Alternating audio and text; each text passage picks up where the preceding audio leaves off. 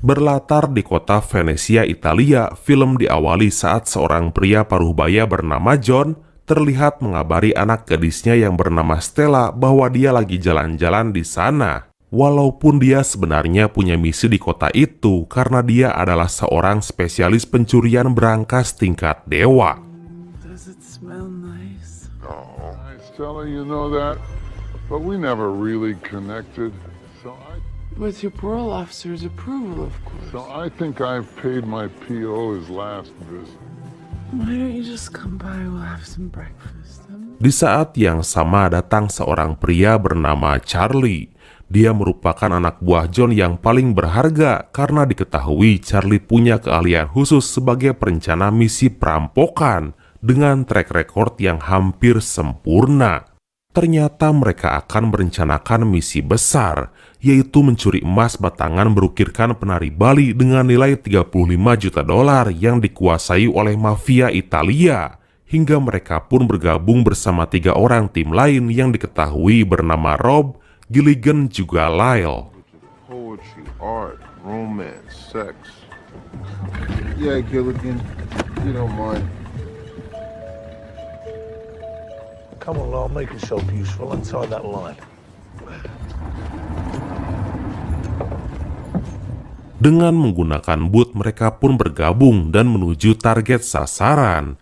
Misi pencurian itu betul-betul dilakukan dengan perencanaan yang sempurna, bersama pemetaan lokasi jarak jauh menggunakan laptop canggih milik Lyle. Diketahui masih ada seorang tim lagi bernama Steve, yang ternyata dia udah standby di lokasi target untuk melakukan rencana penjebolan tembok di posisi yang sangat presisi, menggunakan bahan-bahan yang canggih.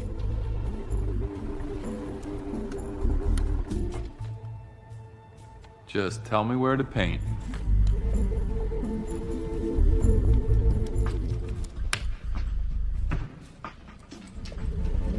We're in. Hingga tanpa kesulitan yang berarti, berangkas itu berhasil mereka curi dengan cara yang sangat edun, membuat para mafia itu ketar-ketir dan langsung mengejar Rob serta Lyle yang dianggap udah membawa berangkas itu di atas perahu botnya.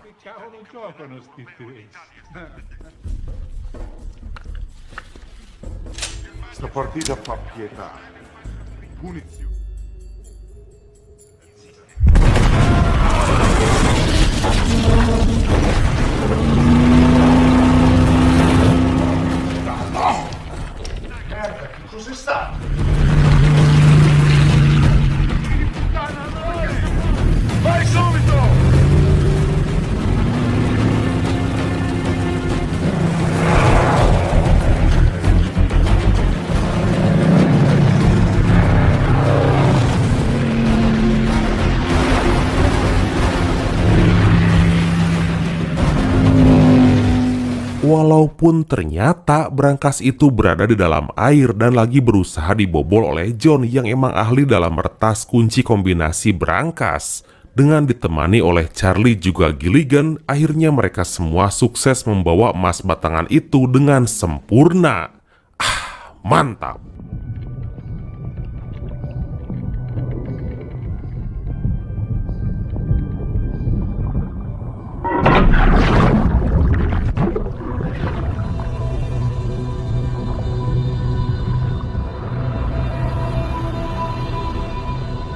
We got 4 minutes to load and leave. Let's go.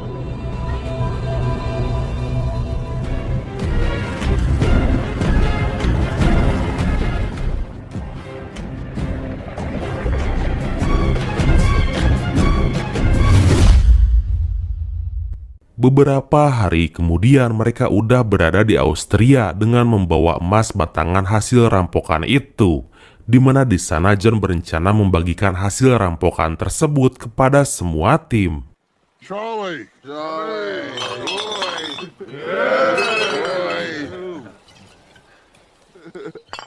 $35 million. You can't get more creative than that. Suppose I get the Aston Martin Vanquish. What are you getting, Rob? I don't know. There's a lot of things.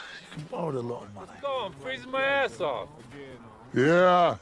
Tapi hal yang gak terduga terjadi karena mereka tiba-tiba dibegal di tengah jembatan Dan ternyata semua kejadian ini diotaki oleh Steve yang emang udah merencanakan pengkhianatan dari awal.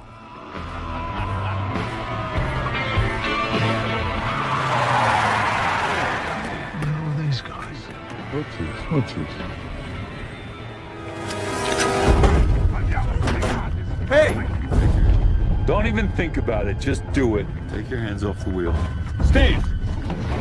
Tanpa buang waktu, dengan kejinya Steve langsung membunuh John yang dianggap sebagai dedengkot dari tim itu. Hingga kemudian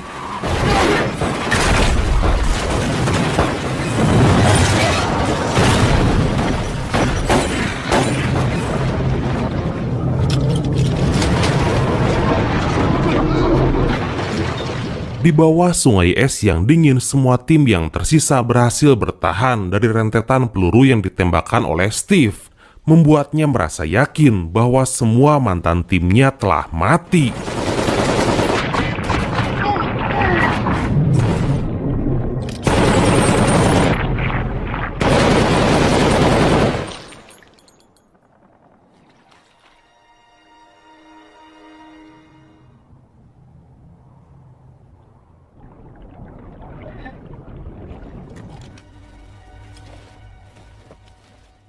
Walaupun sebetulnya Charlie, Rob, Lyle, serta Gilligan berhasil selamat dari maut. Dan dari sinilah awal mula keseruan film ini dimulai. Karena setelah kejadian itu mereka sepakat untuk membalaskan dendam atas kematian John.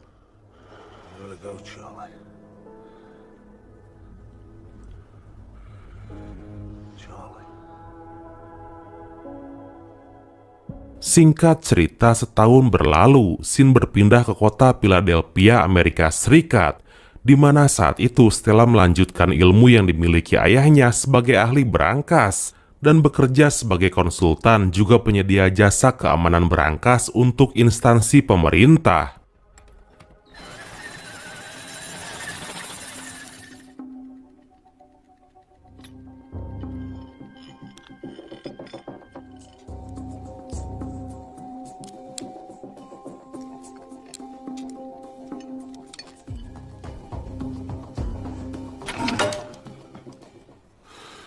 Not bad.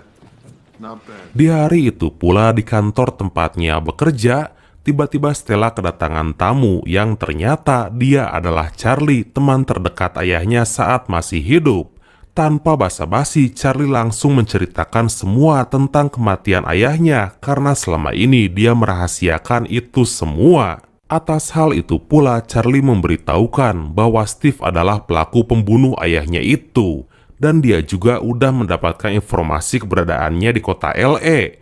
Kemudian mengajak Stella bergabung bersama timnya sebagai ahli pembobol berangkas untuk melakukan aksi balas dendam. No, you don't. The problem now is no one on my crew can handle Steve safe. I've moved on. Hey, it's not about the gold, Stella. Okay, John was like a father to me too. Karena ajakan itu, Stella terus merenung dan memikirkannya. Dan setelah berpikir secara matang, akhirnya Stella bersedia untuk bergabung bersama tim Charlie dengan skill yang dimilikinya sebagai ahli pembobol berangkas. Hello? I want to see the look on that man's face when his gold is gone. She's in. That's a good thing. Are you ready? Go, Sam. Keesokan harinya, Charlie pun mengajak Stella untuk bertemu dan mengenalkan semua tim. Yang pertama yaitu Lyle, seorang ahli komputer yang pernah membuat software bernama Napster, spesialis algoritma dan peretasan. My computer genius. Said Sean Fanning was his roommate in college and stole his idea. You know he's who really invented Napster? Kemudian Gilligan, dia adalah ahli bahan peledak hingga dijuluki Left Ear, karena saat kecil dia udah berhasil membuat dinamit buatan yang menyebabkan gendang telinga bagian kanannya rusak. When he was 10, he put one too many. What? Cool. How did you do that? What? Dan yang terakhir adalah Rob. Dia merupakan ahli bela diri sekaligus satu-satunya orang dengan skill mengemudi yang paling edun, hingga dijuluki dengan sebutan handsome karena menjadi idola para wanita gara-gara ulahnya yang sering menantang polisi dengan kebut-kebutan di jalan tol. You know, he got 110 love letters sent to his jail cell.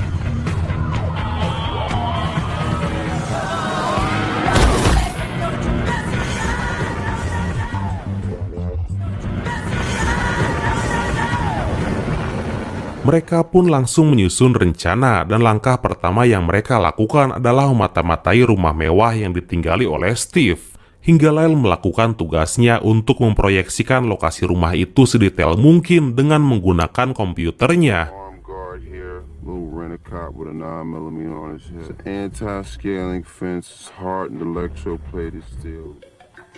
Shit. Nitromen, chemical grenades. Stuff's pretty hard to come by. There he is.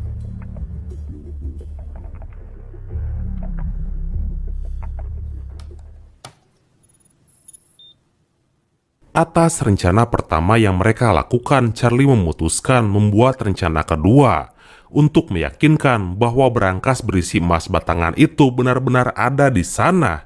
Dan dengan skill perencanaan yang sangat brilian, Charlie membuat planning untuk menyuruh Stella menyamar sebagai petugas teknisi kabel jaringan internet.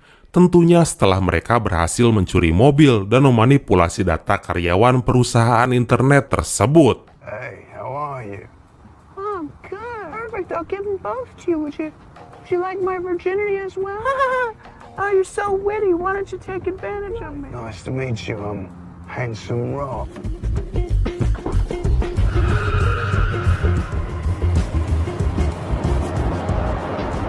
Hingga setelah semuanya berjalan lancar, Gilligan melakukan sabotase pada kabel jaringan internet di rumah Steve dan langsung membuat koneksi internet di rumahnya mati total. Kemudian sesuai rencana, Steve meminta penjaganya untuk memanggil teknisi.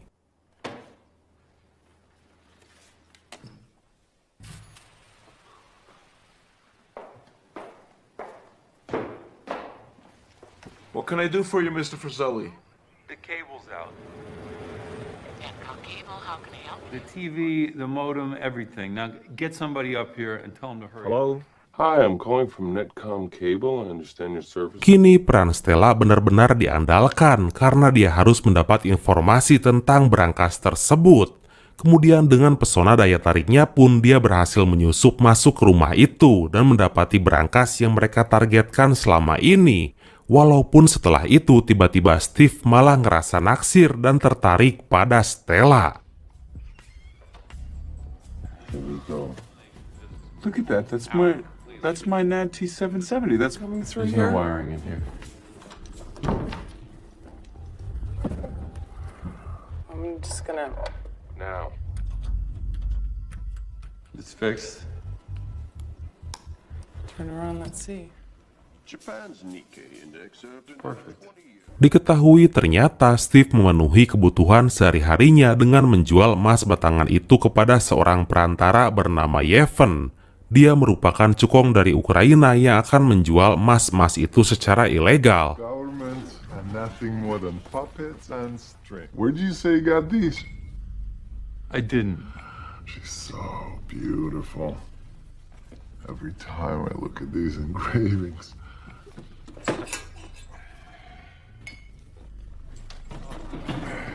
Sorry, I can only buy 2 bricks from you today. Don't waste my time, Yevhen. Charlie bersama timnya kini semakin pede dan merencanakan aksi utama, yaitu merampok berangkas itu langsung di rumah Steve menggunakan mobil Mini Cooper milik Stella yang dipercaya mampu melakukan manuver jika dibawa masuk ke dalam rumah itu. Hingga dari sana mereka terus bekerja sama dan melakukan latihan agar Stella mampu melakukan aksi tersebut. Sementara Lyle diperintahkan oleh Charlie untuk meretas sistem rambu lalin di kota itu demi melancarkan aksinya.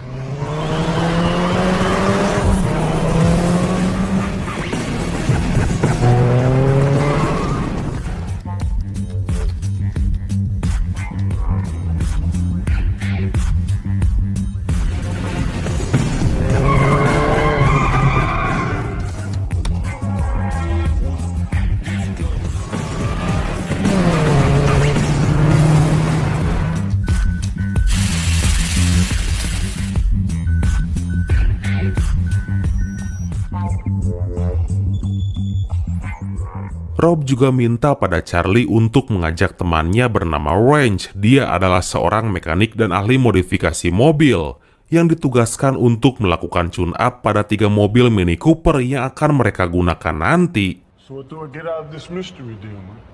10,000. Hey, we didn't get a chance to meet yet.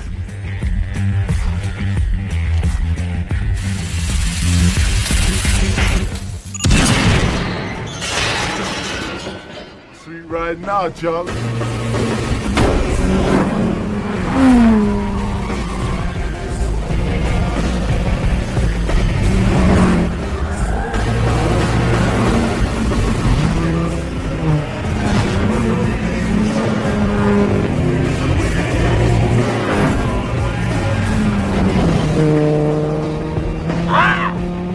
Sementara pada sore harinya, Charlie mengajak Gilligan menemui sahabat lamanya yang bernama Skinny Pete. Dia adalah mafia kota LA, spesialis penyelundupan barang-barang ilegal, termasuk bahan-bahan peledak yang akan digunakan Gilligan dalam aksinya nanti. Baby. Oh, relax. What's wrong? What's wrong? Huh? Nitrogen, primer, detonator. Oh, nothing. I'm cool. I'm great. I just need some. Cost you about 5 G's. All right, man. Peace. Come on. Di tempat lain, Steve kembali mendatangi tempat kerja Yevon berniat menjual beberapa batang emas demi mendapatkan uang cash. Tapi di saat yang sama tiba-tiba Yevon teringat akan emas batangan berukir penari Bali yang dicuri di kota Venesia. Dan mendengar hal itu, Steve yang gak mau ambil resiko langsung membunuh Yevon. Karena dia gak mau Yevon mengetahui bahwa dialah perampok emas batangan tersebut. You understand fine. Now, what do you know about my glove? Kejadian itu pun diketahui oleh seseorang bernama Maskov. Dia merupakan sepupu dari Yevon sekaligus ketua mafia Ukraina yang menjalankan bisnisnya di kota LA dan sangat marah saat mengetahui kejadian itu. Hingga keesokan harinya, Maskov langsung memanggil mantan karyawan bernama Vance yang pernah membantu mendiang sepupunya. Dia mengatakan bahwa pernah ada tamu yang menanyakan tentang emas batangan itu, dan saat mendengar ciri-cirinya, mereka langsung tertuju pada Skinny Pete. He must have weighed at least 400 pounds. What did this man look like? I know that guy. Tanpa nunggu waktu, Maskov bersama gengnya langsung mendatangi Skinny Pete.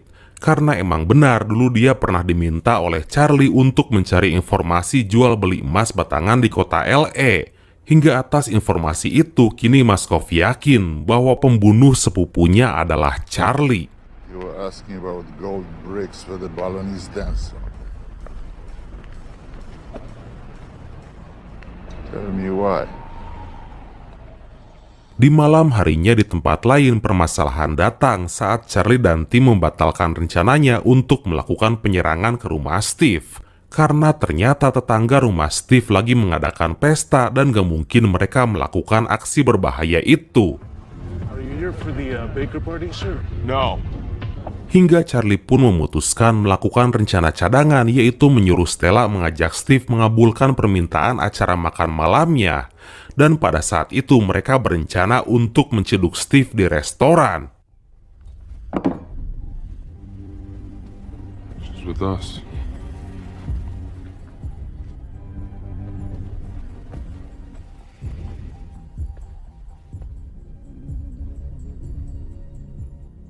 Tapi rencana Charlie untuk kembali merampok emas batangan itu tiba-tiba lenyap. Karena Steve mengaku bahwa dia udah menjual semua emas batangannya kepada mafia Ukraina yang tempo hari udah dia bunuh. Steve, huh? Always thinking defensively. Try this on in your imagination, okay? That gold is already gone. Surprise. It's over when I say it's over. Surprised? Keesokan harinya, Charlie tiba-tiba dihubungi oleh Skinny Pete yang memberitahukan bahwa saat ini mafia Ukraina lagi mengincarnya. Mereka menyangka bahwa Charlie adalah pemilik emas batangan itu, walaupun Charlie kembali meminta Skinny untuk melakukan sesuatu yang dia rahasiakan. Look, I need a favor. Atas semua rencana yang berantakan ini, Charlie bersama tim kembali menyusun strategi agar bisa menunaikan pembalasan dendamnya kepada Steve. Mereka pun sepakat untuk menjalankan sebuah misi rahasia yang akan mereka lakukan di tempat yang rahasia juga. There's an armored car service coming to his house at 5. We're already set up to do it. Napster? Charlie, you can take a dozen different routes to the airport. We have no idea which one. His security guard called for a private helicopter at 4 p.m. Diketahui ternyata selama ini Steve udah mengetahui pergerakan mereka. Terlebih dia juga mengaku udah mengetahui aksi Lyle yang belakangan ini udah meretas sistem keamanan di rumahnya. Hal itu membuat Steve berniat mengamankan emas batangan yang ternyata masih tersimpan di rumahnya. Tapi hal itu juga merupakan sebuah informasi yang sangat menggembirakan bagi Charlie dan semua tim. Kemudian Charlie bersama Gilligan mendatangi jalur kereta bawah tanah. Di sana mereka memasang bahan peledak untuk digunakan saat aksi terakhirnya nanti.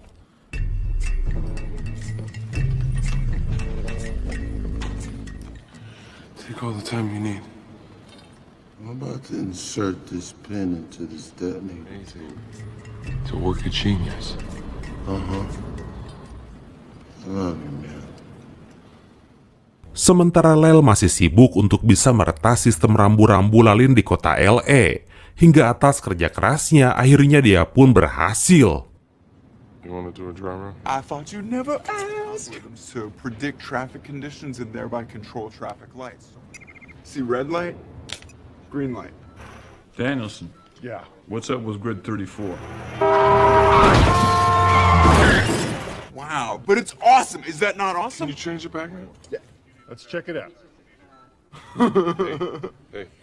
Well, it's working fine. Just an accident. Dan keesokan harinya mereka benar-benar akan melakukan rencana terakhirnya itu. Timnya yang saat itu dibantu oleh Wrench udah bersiap di posisi mereka masing-masing. Karena Charlie udah mengetahui informasi tentang rencana Steve yang akan memindahkan berangkas berisi emas batangannya. Tapi Steve yang sepertinya udah tahu tentang rencana Charlie dan timnya, dia pun langsung melakukan taktik penanggulangan dengan cara menyewa pasukan bayaran untuk mengawal 3 truk lapis baja yang diharapkan bisa membingungkan mereka. They're pulling out. Here we go.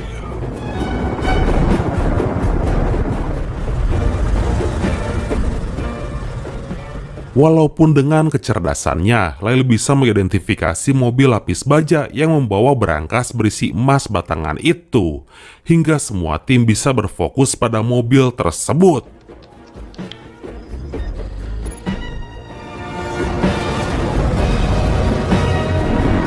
So we have our truck. It is number 128. 3 Kilo Pop, 2 Fox Mike. We're heading to the airport. Truck 128 has turned right, heading west. Charlie kemudian menyuruh Lyle meretas rambu lalin untuk menciptakan kemacetan, juga menjadikan rute yang akan dilalui oleh Charlie, Rob, Gilligan, dan Stella agar selalu diberikan akses lampu hijau. I can't log in. They're about to hit me.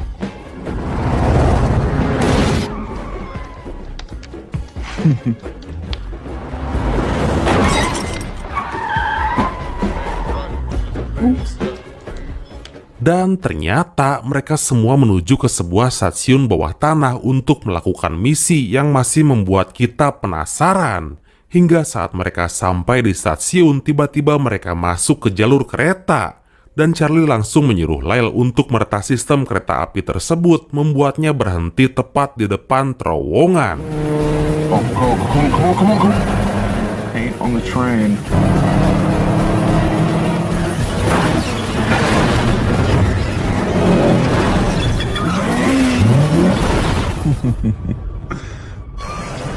We're gonna stop right there. Karena sebetulnya Charlie bersama tim udah merencanakan untuk membuat mobil pembawa emas itu jatuh terperosok ke dalam terowongan bawah tanah, hingga di sana mereka bisa dengan mudah merampok berangkas tersebut. Dan dengan teknik hacking rambu-rambu yang dilakukan oleh Lyle, akhirnya mobil itu berhasil diarahkan ke titik koordinat yang udah mereka tentukan sebelumnya. Hingga kemudian 5, 4.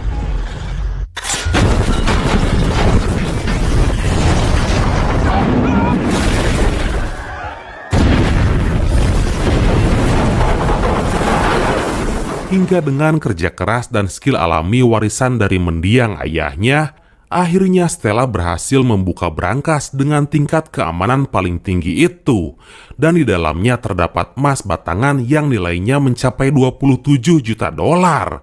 Wow, mantap!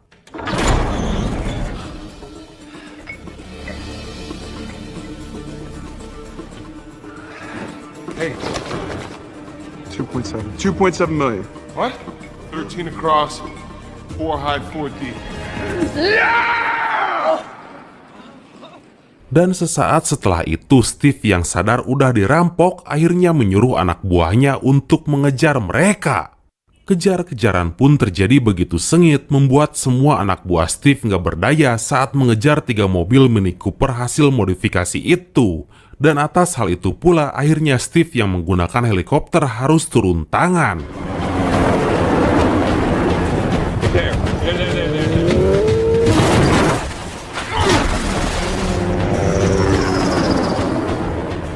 Kepanikan terjadi saat Steve hanya mengincar Charlie dan berhasil membuatnya terpojok. Tapi atas perjuangan dan doa yang dilakukan Charlie pula, dia pun bisa selamat dari maut, bahkan membuat helikopter milik Steve mengalami kerusakan.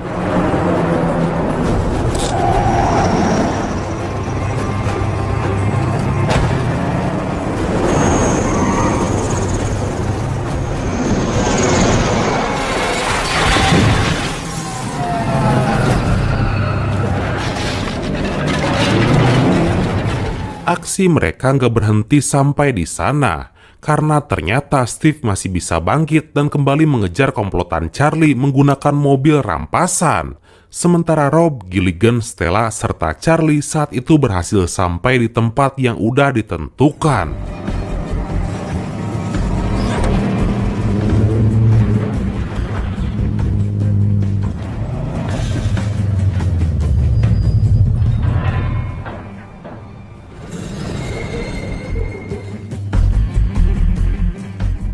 Hingga setelah semua mobil berisi emas itu diamankan ke dalam sebuah gerbong kereta, tiba-tiba Steve datang dan membujuk Range untuk berkhianat dengan memintanya membuka gerbong tersebut. Tapi ternyata semua ini emang udah mereka rencanakan, dan akhirnya Steve berhasil diciduk. Walaupun kemudian, I got this.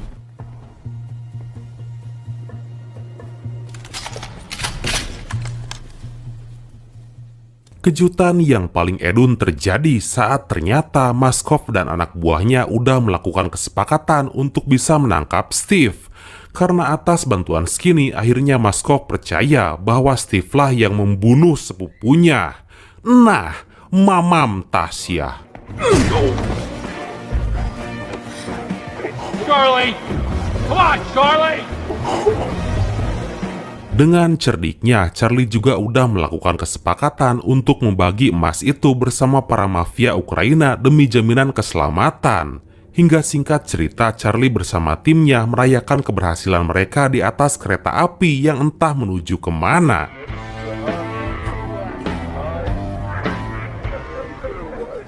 Guys, I want to make a toast. Stella was right. It wasn't about the money. Father and friend. Karena setelah itu Charlie menceritakan bahwa semua timnya udah berhasil mewujudkan